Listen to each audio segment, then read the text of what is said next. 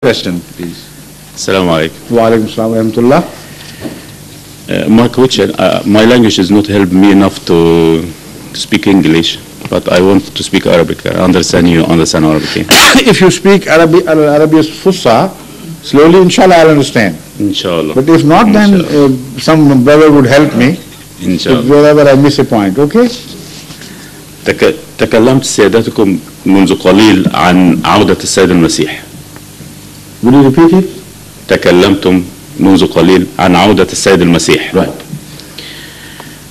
وحسب اعتقادي الشخصي أن عودة السيد المسيح لا تغير في جوهر الإسلام أو رسالة الإسلام أي شيء، ولكنها ستصحح بعض المفاهيم والأخطاء لدى التابعين لرسالة المسيح نفسه.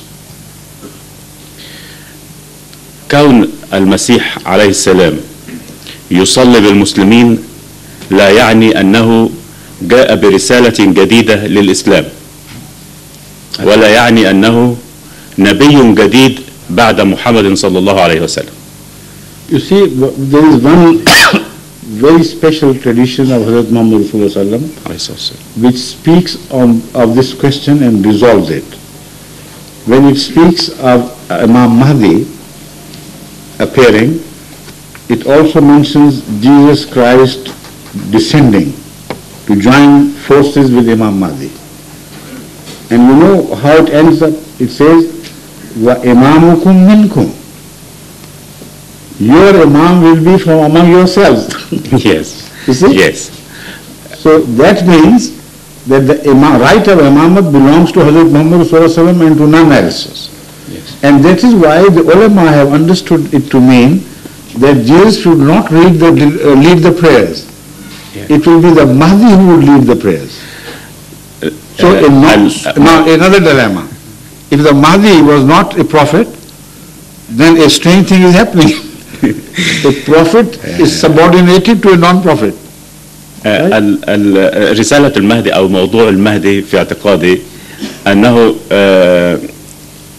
يعني ليس شخص معين، ولكنه إنسان سيبعثه الله ذو علم وذو قدرة وذو فطنة ليقود المسلمين المتأخرين فهما من الانحدار إلى رفعة شأن الإسلام.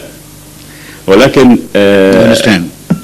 ليس اختفاء المهدي معناه أن المهدي سيأتي من الغيب إلى الحاضر، ولكنه أحد منا ذو علم أكثر من أي من الموجودين سيقود المسلمين لنصرة الإسلام. I agree with half of your statement. Yes. Alhamdulillah. As far as the Mahdi is concerned, we all believe. Yes. We 100% agree that he will not be brought from elsewhere. Yes. He will be born in the Ummah of Hazrat Muhammad Sallallahu Alaihi Wasallam. Alhamdulillah. But as far as the second part is concerned, there seems to be a little confusion with you. It will not be a person, a knowledgeable person who will make a claim by himself that he is the Mahdi. Because the word Mahdi alone is not used. The title is given to that reformer is Al-Imam al-Mahdi, which means a leader appointed by Allah. Alhamdulillah. الإمام هو العالم الذي يفوق علم الجميع. But every alam is not imam. الذي يفوق علم الجميع.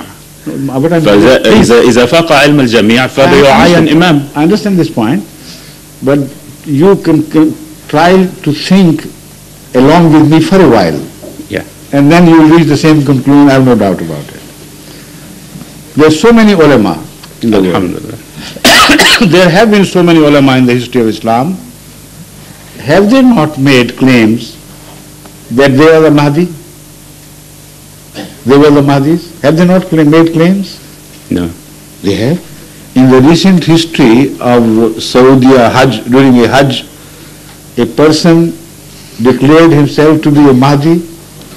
He was fully armed along with his supporters. They stood by the wall of Mecca, of Baitul Haram, and declared that in fulfillment of the prophecy of Muhammad Sallallahu Alaihi Wasallam, I am Mahdi, I have come and I declare that I am the Mahdi. Do you remember it or not? I remember it, but... what happened to him? Where did he go? Of course, it's not a Mahdi. And what happened? Not a Mahdi.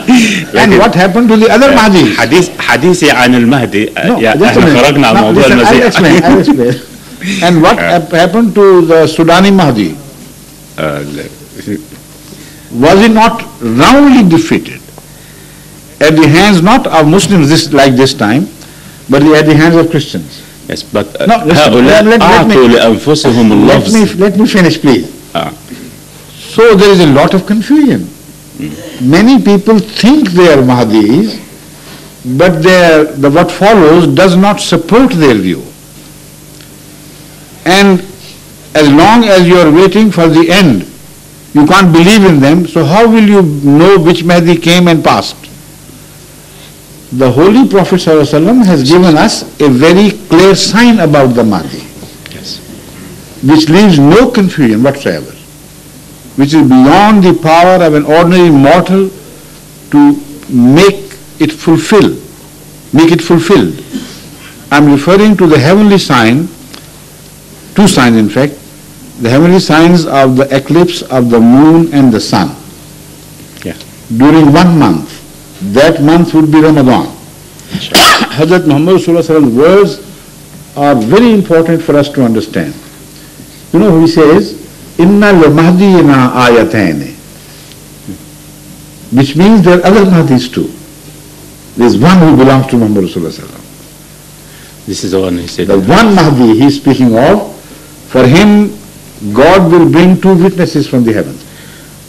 Awwaluha, the first one would be أن ينكسف القمر في أول ليلة من رمضان وتنكسف الشمس في النصف منه ولم تكون منذ خلق الله السماوات والأرض ومنذ خلق السماوات والأرض.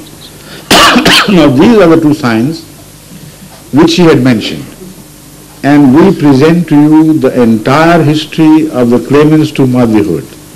There are books written on them. Not one among them even pointed out at a sign taking place in the heavens which everybody could see. Not one. But when this Mahdi we believe in whose truth we believe, that is Mirza Ghulam Ahmad Qadian, he founded Jamaat Ahmadiyya in 1889, claiming himself to be the promised Mahdi appointed by God. The ulama of the period started treating him with contempt and derision and demanded, all right, if you are the Mahdi, show us the signs, heavenly signs, yes, of the eclipse of the moon and the sun in the set dates in the same month of, and that month should be Ramadan. If you show it, then we will consider, not otherwise. You know, exactly after 5 years, in 1894, the month of Ramadan came, and the moon got eclipsed on the 13th of the moon night's eclipse. And the sun was yet to be eclipsed.